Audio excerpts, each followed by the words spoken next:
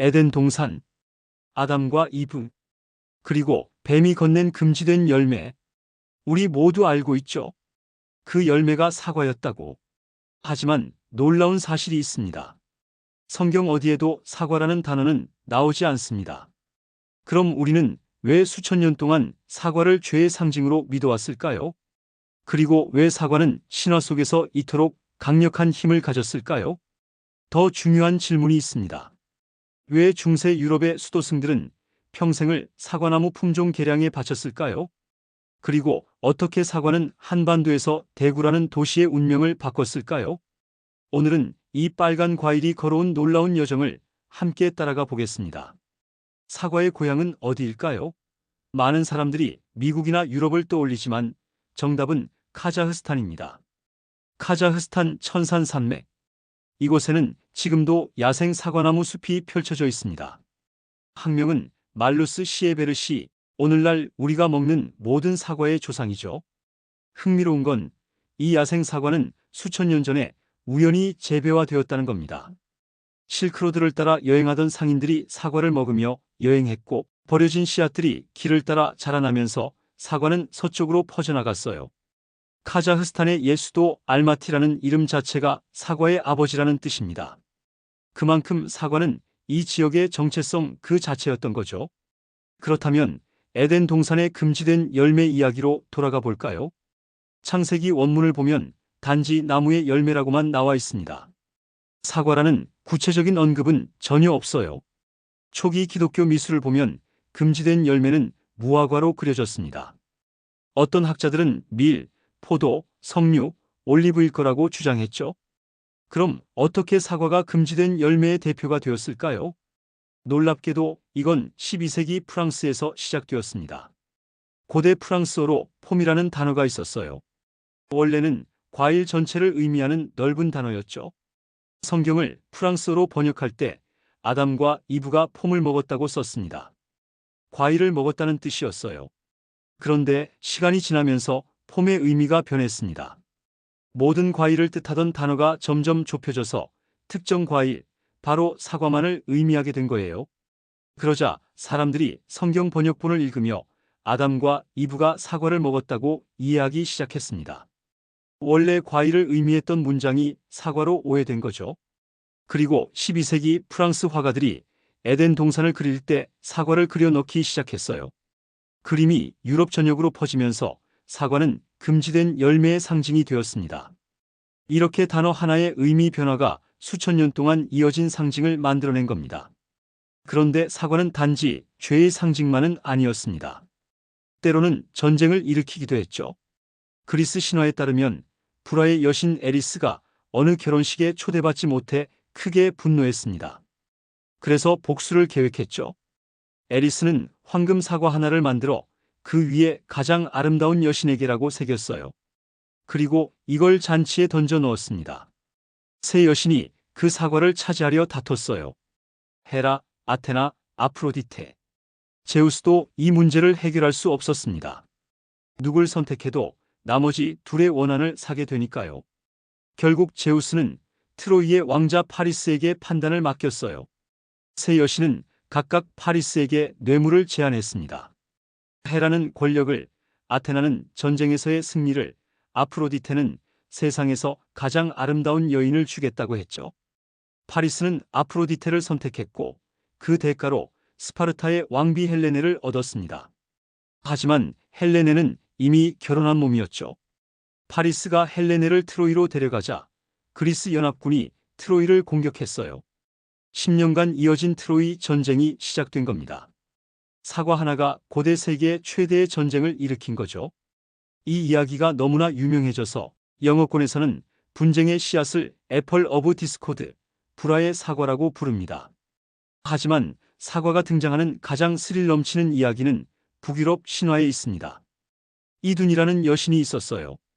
그녀는 황금 사과를 기르는 임무를 맡고 있었습니다. 그런데 이 사과들은 보통 사과가 아니었어요. 신들이 늙지 않도록 해주는 불로장생의 열매였습니다. 그리스 신들과 달리 북유럽 신들은 이 사과를 먹지 않으면 늙어서 죽거든요. 그래서 신들은 정기적으로 이둔의 사과를 먹어야 했어요. 어느 날 로키라는 신이 거인에게 소가 이둔을 납치하도록 도와주게 됩니다. 거인은 이둔을 자기 성으로 데려가 가뒀어요. 그러자 신들이 하나둘씩 늙기 시작했습니다. 머리카락이 하얗게 새고 피부에 주름이 생기고 힘이 빠졌어요. 신들은 공포에 떨었습니다. 이대로 가면 모두 죽게 될 거라는 걸 알았죠. 신들은 로키를 다그쳤고 로키는 어쩔 수 없이 구출 작전을 펼치게 됩니다. 로키는 매로 변신해서 거인의 성으로 날아갔어요. 거인이 사냥을 나간 틈을 타서 이둔을 호두로 변신시켜 발톱에 움켜쥐고 도망쳤습니다. 하지만 거인이 돌아와 이를 발견했어요. 거인도 독수리로 변해 로키를 쫓아왔죠. 하늘에서 엄청난 추격전이 벌어졌습니다. 신들은 성벽에 나무를 쌓아놓고 기다렸어요. 로키가 성벽을 넘자마자 나무에 불을 붙였습니다. 뒤따라오던 거인 독수리가 불에 타서 추락했죠. 이둔을 되찾은 신들은 다시 사과를 먹고 젊음을 되찾았습니다. 신화 속에서 사과는 신들조차 목숨을 걸고 되찾아야 할 만큼 소중한 것이었던 거죠. 신화와 전설을 넘어 사과는 실제 역사에서도 제국을 일으키고 문명을 바꿨습니다. 기원전 1세기 로마 제국은 유럽 전역을 정복하며 사과나무를 심었어요. 로마군이 새로운 영토를 차지할 때마다 반드시 한 일이 있었습니다. 요새를 세우고 도로를 만들고 과수원을 조성하는 것. 왜 군대가 과수원을 만들었을까요? 전략적 이유가 있었습니다.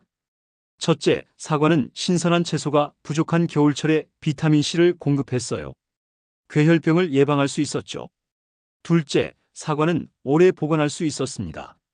지하 저장고에 넣어두면 몇 달간 신선함을 유지했어요. 셋째, 사과는 사과주로 만들 수 있었습니다. 물이 오염되기 쉬운 시대에 사과주는 안전한 음료였죠. 알코올이 살균 작용을 했거든요. 로마 작가 플리니우스는 자연사라는 책에서 37종의 사과 품종을 기록했어요. 로마인들은 이미 체계적으로 품종을 개량하고 있었던 겁니다.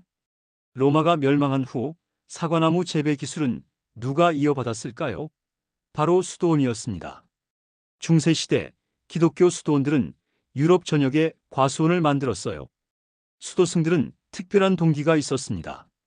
성경에서 에덴 동산은 완벽한 낙원으로 묘사되죠. 수도승들은 수도원 정원을 에덴 동산처럼 만들고 싶었어요. 그리고 그 중심에 사과나무를 심었습니다. 하지만 그들이 한 일은 단순히 나무를 심는 것이 아니었어요. 그들은 수백 년에 걸쳐 품종을 개량했습니다. 수도승들은 접붙이기 기술을 발전시켰어요. 좋은 맛을 가진 가지를 튼튼한 나무에 접붙여서 더 나은 사과나무를 만들었죠. 그들은 꼼꼼히 기록을 남겼습니다. 어느 품종이 언제 열매를 맺는지, 어떤 맛이 나는지, 어떤 기후에 잘 자라는지. 이 기록들이 축적되면서 사과 재배는 과학이 되었어요.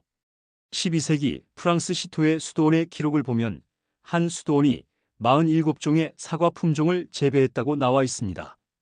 각각의 용도가 달랐어요. 날로 먹는 용, 조리용, 사과주 제조용.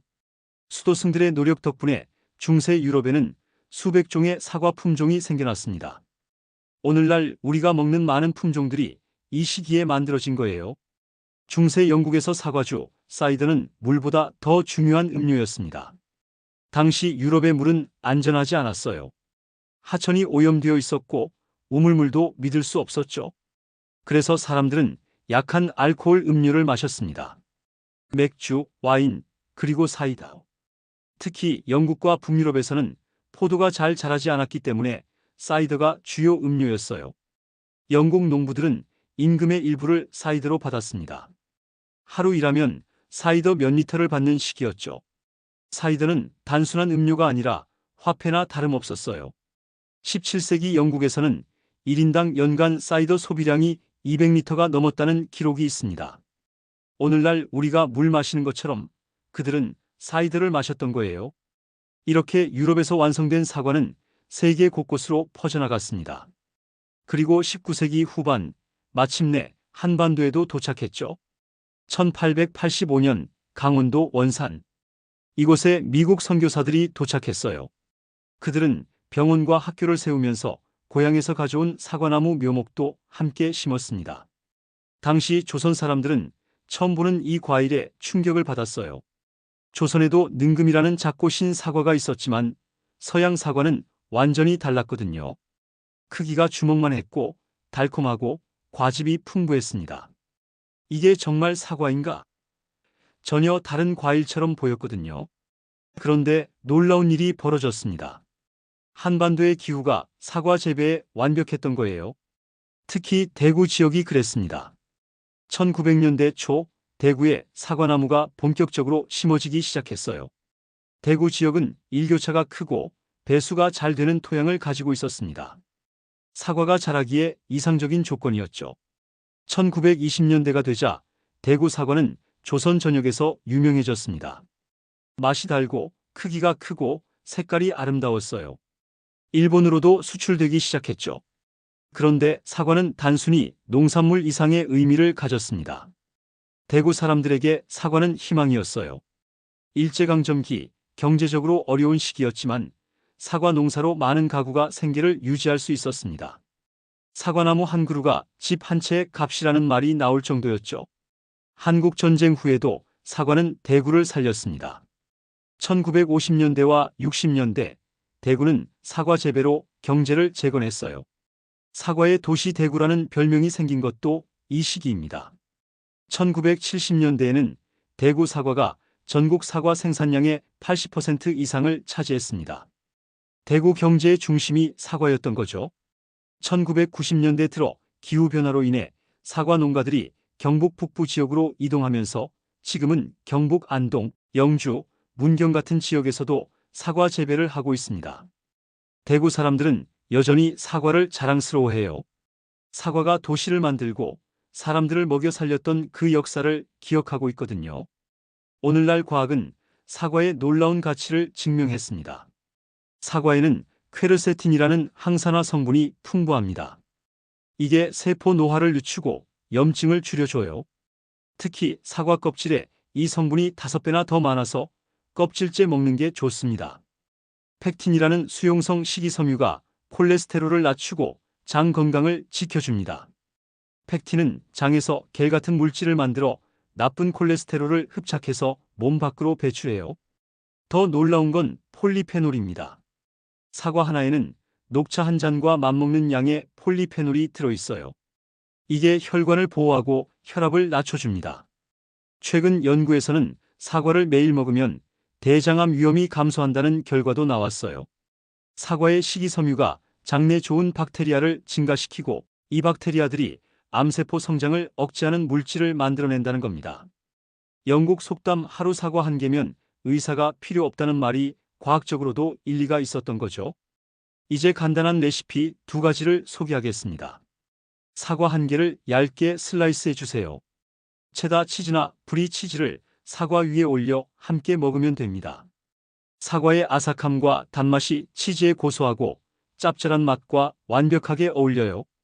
프랑스와 미국에서 특히 인기 있는 조합이고 와인 파티나 치즈 플래터에 자주 등장합니다.